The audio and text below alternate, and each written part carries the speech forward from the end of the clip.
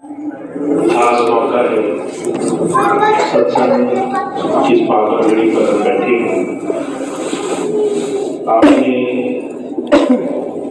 बहुत सारा समय इंतजार में इस क्षण के लिए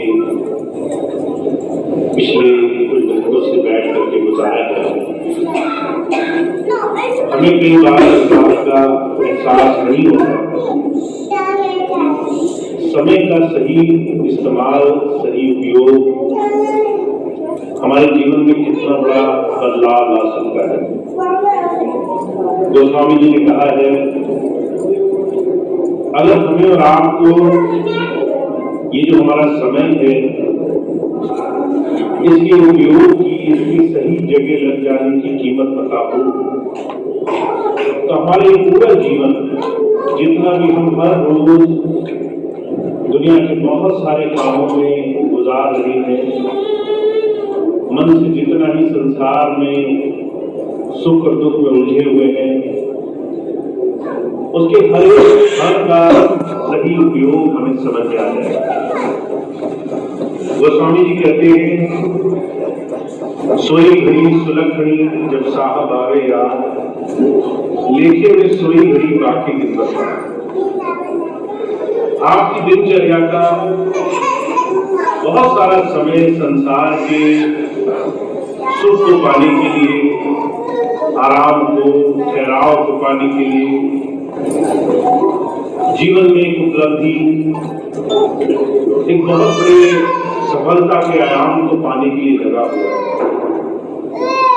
हम अपने अपने जीवन को देखें, सुबह से लेकर शाम तक एक दौड़ लगी है।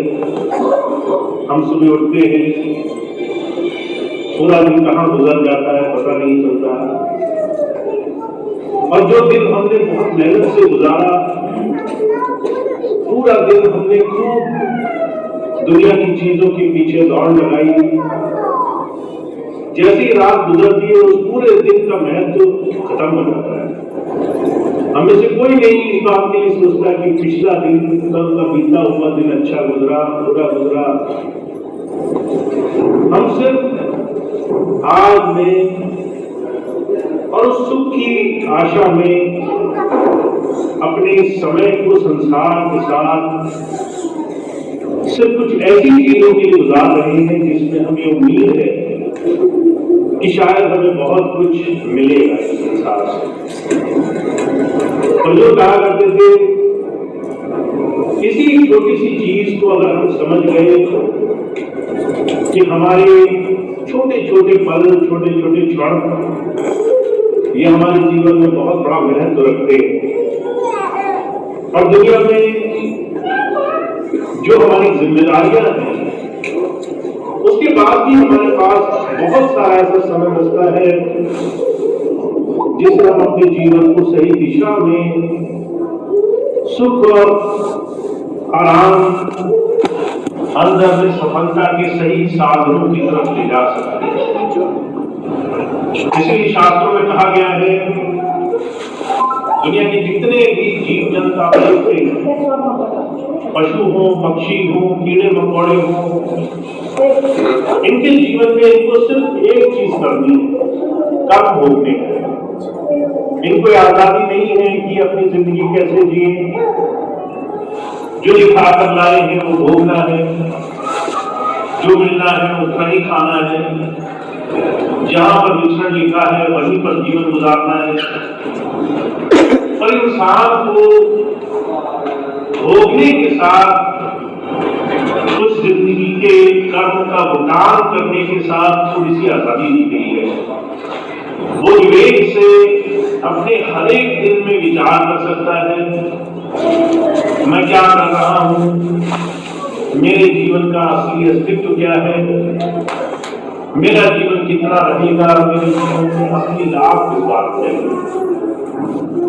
महाराज जी ने इस बात पर बड़ा जोर दिया कि धर्म, अध्यात्म, परमार्थ, प्रभु भक्ति, ईश्वर उपासना सिर्फ अपने समय को सही जगह लगाने की क्रिया का नाम है।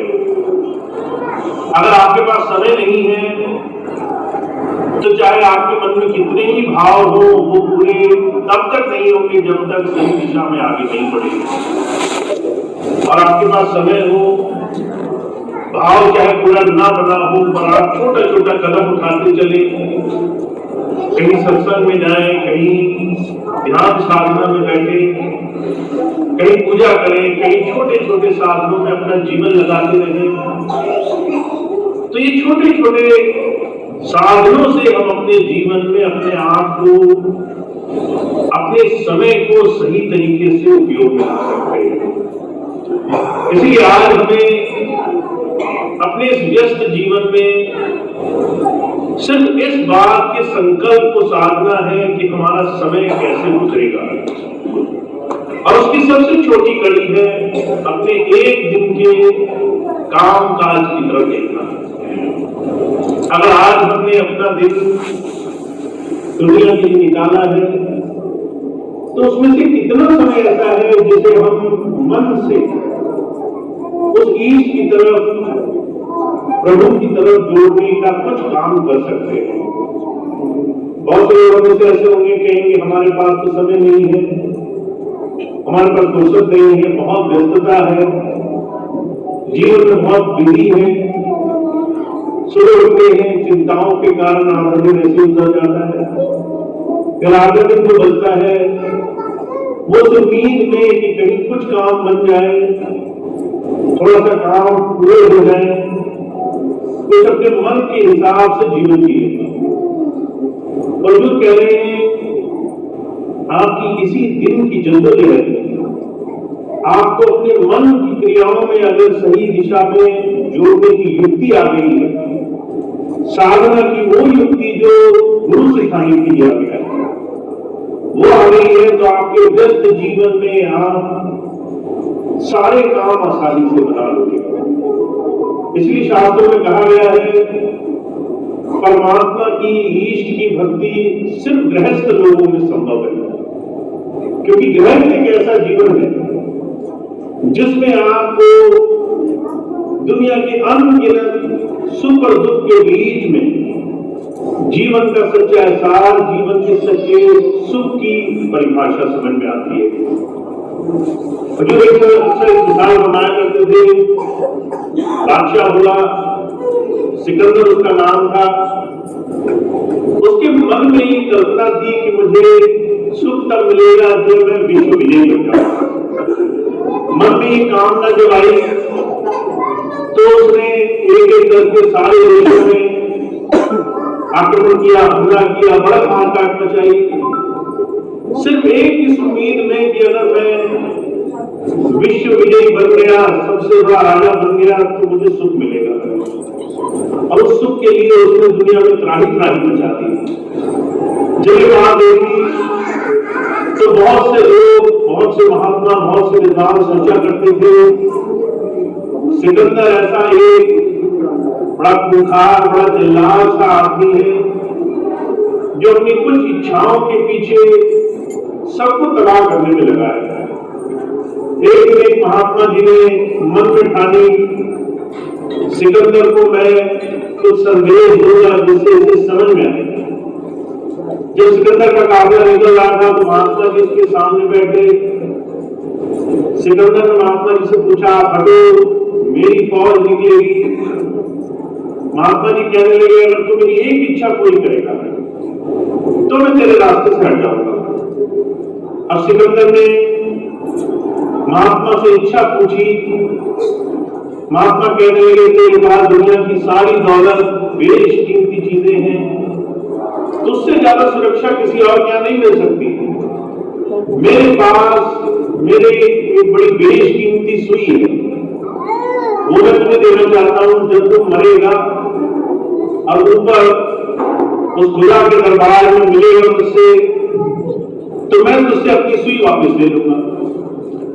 अब सिकंदर ये बात सुनकर बहुत हंसा, कहने लगा, मरने के बाद जहां शरीर नहीं जाएगा, दुनिया की कोई चीज नहीं जाएगी, वहां इस नादान महात्मा को अपनी भौतिक दुनिया की सुई की आवश्यकता है। भला मैं तुम्हें ऊपर क्या दूंगा, ऊपर तो कुछ भी साथ नहीं जाएगा। जब ये बात कही तो महात्मा कहने लगे, अगर तुझे बात पता है कि तेरे साथ कुछ नहीं जाएगा, दुनिया की कोई चीज तेरा साथ नहीं निभाएगी, फिर तू 24 घंटे मार काट बचा करके किस भौतिक सुख, किस भौतिक आराम की ही दौड़ लगा रहा है।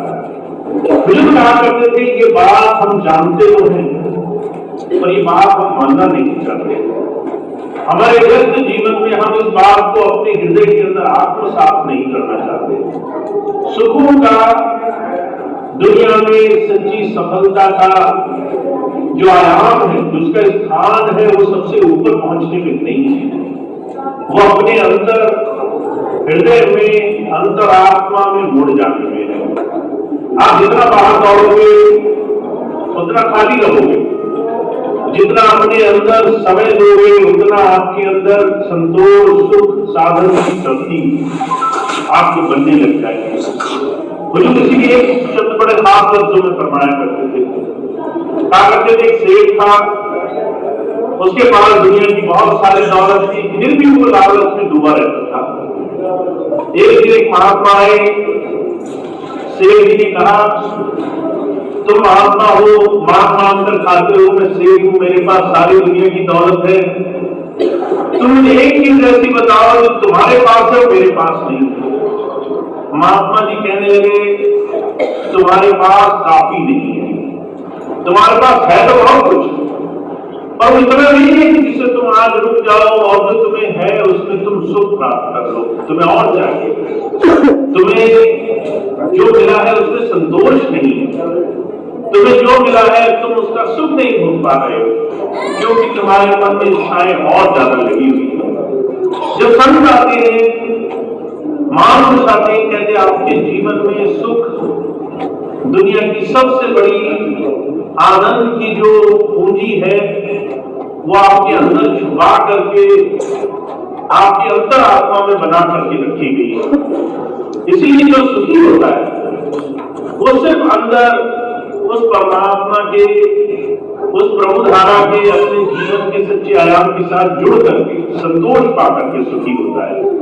तो इसीलिए जब जब धर्म की रचना हुई तो वहां ध्यान साधना की बात की गई। आपके शरीर में जहां आप विधि लगाते हैं, भाई तिलक लगाते हैं दोनों आंखों के बीच में, ये वो स्थान है जिसे आत्मा का केंद्र इस शरीर में माना गया है। अभी भी आत्मा आपके रोम रोम में, शरीर में 24 घंटे बाहर के हर एक काम में फैली हुई है। इस शरीर से इस आत्मा का सिमटाव होने की क्रिया का नाम भक्ति है। महाराज जी बड़ी सुंदर सी मिसाल फरमाया करते थे। कहा करते थे, अगर आपके शरीर में अभी हाथ पे, पैर पे, शरीर के किसी भी हिस्से में कोई जरा सी सुई चुभो दे, कहीं चुट्टी काट दे, आपको पीड़ा का अनुभव होता है। वो पीड़ा का अनुभव इसलिए होता है क्योंकि आपका ख्याल, आपकी प्राण शक्ति, आपकी आत्मा शरीर के रोम रोम में फैली हुई है। शरीर आपका ये केंद्र है जिसके अंदर आपकी आत्मा फैली हुई 24 घंटे रह रही है। जब आप किसी साधना के, ध्यान के केंद्र में जुड़ने का तरीका सीखोगे तो यही ख्याल समेटने की शक्ति आपको मिलने लग जाएगी। वो तरीका वो है जिससे आप जीवन में अपने समय का, अपने थोड़े थोड़े समय का सही सदुपयोग कर सकते हो, सही तरीके से अपने जीवन को लगा सकते हो। इसी शास्त्रों में बार बार एक चीज पर जोर दिया गया है, हमें हमारे जीवन में, शरीर में उस प्रभु धारा का कुछ ज्ञान होना चाहिए और उसके लिए आपको साधना के लिए थोड़ा सा समय निकाल करके उस दिशा में अपना थोड़ा सा समय देना बहुत आवश्यक है। अगर आपके पास 24 घंटे हैं और 24 घंटे में से आप अगर 10 मिनट भी आप बंद करके देखो तो जो कहा करते थे, आपको इस पूरे देह से जुड़े हुए, पूरे शरीर से, इस पूरे संसार से अलग बहुत ही बारीक, बहुत ही सूक्ष्म परमात्मा के दूसरे मंडल का कुछ भेद मिलने लग जाएगा। अभी आप सिर्फ एक डायमेंशन को, सिर्फ एक बाहरी मंडल को जानते हैं जिसे आंखों से देखा जा सकता है। स्वामी विवेकानंद जी थे, एक बार उनको मिलने गया, वो कहने लगे परमात्मा ने ये तुम ब्रह्मांड जो देखते हो ऐसे बहुत सारे ब्रह्मांड बनाए हैं, पर तुम्हारी आंखें सक्षम सिर्फ इस शरीर को देह रूप में देखने में है। तुम्हारी आंखें उतना ही बारीक देख सकती हैं जितना बारीक देखने की क्षमता है। महाराज जी की बात सुनी, सामने खड़ा हुआ आदमी कहने लगा मुझे समझ में नहीं आया।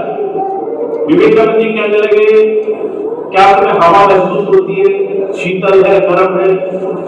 विवेकानंद जी की बात कहकर वो कहने लगा हाँ महसूस होती है। क्या तुम्हें धूप महसूस होती है?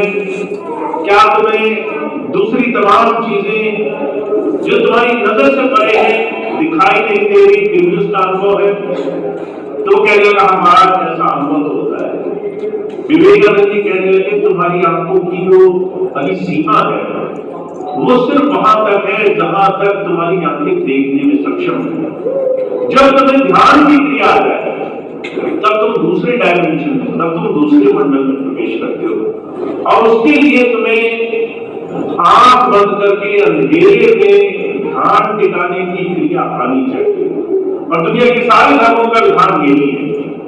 अगर आप मंदिर में जाए वो दोनों आंखों के बीच में टीका लगा देते हैं। अगर आप ईसाई मत को मानते हैं वहां 10वें दरवाजे का जिक्र किया गया है, उसके अंदर प्रकाश और ध्वनि का जिक्र किया गया है। अगर आप इस्लाम को मानते हैं तो वहां बांगे आसमानी नूर इलाही का जिक्र किया गया है। तो जो कह रहे हैं दुनिया का हर एक धर्म जब आप बाहरी रूप में उसको बोलना, सोचना, विचार करना छोड़ करके उनकी जो गूढ़ रहस्यमयी अभ्यास करने वाली चीजों पे आ जाओ तो आप यही कहेंगे कि आपको पहले आंखें बंद करके एकांत में बैठना आना चाहिए, क्योंकि वहां से आपकी जो आंखों की जो सीमा है उससे और आगे जाने का रास्ता अपने जीवन में समय रहते बना देते हो। तो जो कहा करते थे वो भाग्यशाली है, वो बहुत जीवन में सफल है जो दुनिया के काम करने के साथ साथ, मेहनत करने के साथ साथ अपने जीवन में अपने अंतर्धारा से अपने अंदर उस परमात्मा की शक्ति से जुड़ने के लिए अभ्यास करते हैं, धर्म को करते हैं, और ये काम हर रोज अपने समय से करते हैं। तो समय हमारे लिए उतना ही उपयोगी है जितना हमने सही दिशा में से लगाया है। और जो कहा करते थे, ईसा मसीह ने कहा है time and time wait for no one. अगर आपका समय आप रोक सको तो आप बहुत बड़े शक्तिमान हुए संसार में, पर समय किसी के रोके रुकता नहीं, बहाव किसी के रोके रुकता नहीं। इसीलिए आपके पास जो भी विशेष चीज है, खास चीज है, वो यही कि आप अपने इस जाते हुए समय को कैसे सही दिशा में जोड़ सकते हो, कैसे उसको सही जगह अपने जीवन में लगा सकते हो। तो हमारे स्वामी महाराज ने एक ही बात कहते हैं, कैसे इसका बड़ा आसान सा तरीका है, हर रोज का ध्यान रखो। जो कल गुजर गया वो तुम्हारे किसी काम का नहीं है, जो कल आने वाला है वो तुम्हारे हाथ में नहीं है। जो आज गुजर रहा है और एक क्षण गुजर रहा है उसको आप कैसे लगाओगे, किस तरीके से लगाओगे, सिर्फ इतने समय पर आपको जोर रखना है। अगर आपने नियम बना लिया कि आज मुझे थोड़ी देर साधना में, ध्यान में, मन को एकाग्र करने में लगाना है, तो वो समय कभी भी दे सकते हो। उसके लिए आपको किसी खास नियम, विधि विधान की आवश्यकता नहीं है। तो जो कहा करते थे बहुत से लोग नियम, विधि विधान में अपने समय को बहुत खराब कर देते हैं। कोई कहता है मैं सुबह उठ करके ध्यान करूंगा, अब क्योंकि सुबह नहीं हो पाते इसलिए ध्यान नहीं हो पाता है। कोई कहता है मैं बिना खाए नहीं करूंगा, बिना नहाए नहीं करूंगा, बिना पूजा किए नहीं करूंगा। अलग अलग तरह के भौतिक विधान सबसे बड़ी चीज का नुकसान करते हैं, वो है आपके समय। तो आपका समय सिर्फ एक चीज से बच सकता है, क्या आप आज इस वक्त गुजरते हुए समय का कैसे सदुपयोग कर सकते हो। और जब कोई बहुत विवेकी होकर के, बहुत ही अपने जीवन में विचारशील होकर के, सोच विचार करके इस बात को ध्यान देता है, तब उसे अपने जीवन की हर एक चीज का एहसास होता है। मैं छोटी सी घटना रखूं आपके सामने। अभी 2 वर्ष पहले कोविड शुरू हुआ। जब कोविड शुरू हुआ तो लोग नहीं मानते थे कि संसार में कोई ऐसी चीज भी हो सकती है जो उनके आगे आने वाले समय को इतना उनके लिए मुश्किल बना देगी। किसी ने नहीं सोचा था कि वो घर में कैद होकर रह जाएगा। किसी ने नहीं सोचा था कि अपने किसी मित्र, किसी सगा संबंधी, किसी की खुशी, किसी के गम में नहीं जा सकेगा। और ऐसे समय में जब महामारी फैली, चारों तरफ लोग डर से, भय से, पीड़ा से, तकलीफ से एक जगह बंद होकर के रह गए। लोगों को इस बात का एहसास नहीं था कि हम ठीक से रह पाएंगे, स्वस्थ रह पाएंगे कि नहीं रह पाएंगे। तो सारी दुनिया की चीजें छोड़ करके लोगों ने परमार्थ की, धर्म की शरण ली। जो पूजा नहीं करते थे पूजा करनी शुरू की, जो साधना नहीं करते थे साधना करने लगे, जो नियम नहीं करते थे, यज्ञ उपवास नहीं करते थे, जो किसी तरह से कुछ भी काम नहीं करते थे, कुछ ना कुछ उन्होंने जीवन में अपना लिया। सिर्फ इस वजह से क्योंकि दिमाग से, बुद्धि से, विवेक से सोचने लगे कि समय की कितनी कीमत है, समय का कितना हमारे लिए एक एक क्षण कीमती है। पर एक समय ऐसा भी आया जब दवाई बन गई, इलाज बन गया, लोगों को पता चल गया कि बाहर जाना सुरक्षित है, कहीं कुछ नुकसान नहीं होगा। तो फिर से दुनिया की तमाम दौड़ में सबसे पहली चीज जो दिमाग से निकली हुई ये कि हम उस प्रभु की खोज, उस मालिक की याद को कैसे जीवन में बनाया करें। तो जो कहा करते थे संसार में जब तक इंसान भौतिकता में सुख ढूंढ रहा है तब तक उसके हाथ से समय निकल रहा है।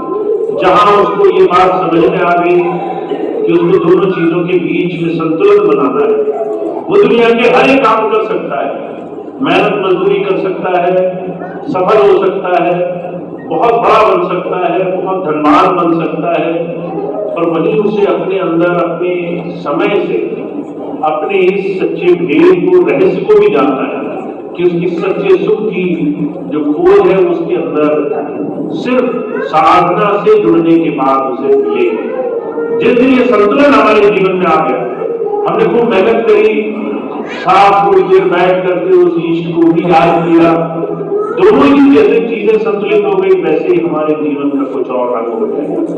तो मैं सिर्फ इतनी बात आपके सामने रखता हूँ। हमारा जीवन बहुत व्यस्त है, सुबह से लेकर शाम तक बिना कहे आपको समय नहीं मिलेगा। अगर कोई आपसे उम्मीद रखे कि आप अपने आप कुछ ऐसे काम करो जो अपने आप आपके मन से निकलने लगे तो होगा नहीं। आप चाहे 1000 चीजें छोड़ दो पर आप मन से इस परमार्थ, इस साधना के पथ पर अपने आप नहीं चल सकते। उसके लिए आपको नियम संकल्प बनाना पड़ेगा, उसके लिए आपको हर रोज थोड़ा सा समय निकाल सको ऐसी मन में धारणा बनानी पड़ेगी। तो जीवन तो बहुत व्यस्त है, समय ऐसा है जो सबसे पहले हाथ से निकलता है। कई बार लोगों के दिन निकल जाते हैं, कई बार हफ्ते निकल जाते हैं, महीने निकल जाते हैं और लोगों को ये नहीं याद रहता कि उनका जो एक काम था मन में अंदर जुड़ना वो उन्होंने किया नहीं। तो इसके लिए इस काम को करने के लिए थोड़ा सा हमारा संकल्प होना चाहिए, व्रत होना चाहिए। व्रत की बड़ी खूबसूरती होती है। अगर आप कहें कि मैंने मंगलवार को व्रत रखना है तो आप उस व्रत को पूरा रखने के लिए बहुत सी चीजें करते हो। अगर आपने कह दिया मैं जल नहीं पीऊंगा, आपने कहा मैं भोजन नहीं करूंगा, आपने कहा मैं अन्न नहीं खाऊंगा, आपने जो भी मन में व्रत धारण किया उस व्रत को पूरा करने के लिए आप मन से लड़ते हो और उस मन की लड़ाई में आप जीत जाते हो, क्योंकि आपने हर पल हर घड़ी अपने आप को याद दिलाया कि ये व्रत मेरे लिए कितना आवश्यक है, कितना जरूरी है। मेरी मन, मेरी इच्छाएं, मेरे संकल्प है। मुझे कहा करते थे यही संकल्प हमें हर रोज चाहिए कि हम दुनिया के काम तो करें और साथ साथ अपने आप से भी जुड़े, अंदर साधना से भी जुड़े, संकल्प से जुड़े, व्रत से जुड़े। क्योंकि यही हमारे समय को बचाने वाली एक कड़ी है। तो मैं आपको सिर्फ इतनी बात कहता हूँ कि आपका हमारा जीवन बहुत व्यस्त है, अगर नहीं देखा तो ये पूरा गुजर जाएगा, और अगर इसको ध्यान में रखा और इसकी छोटे छोटे क्षणों में सही दिशा में कदम उठाते रहे तो आपके दुनिया के काम के साथ साथ आपके अंदर सुख और साधन भी करने लग जाएंगे। तो इतनी बात की स्वामी जी की जो मुझे आपके सामने रखनी, आप सभी को बहुत बहुत धन्यवाद देना।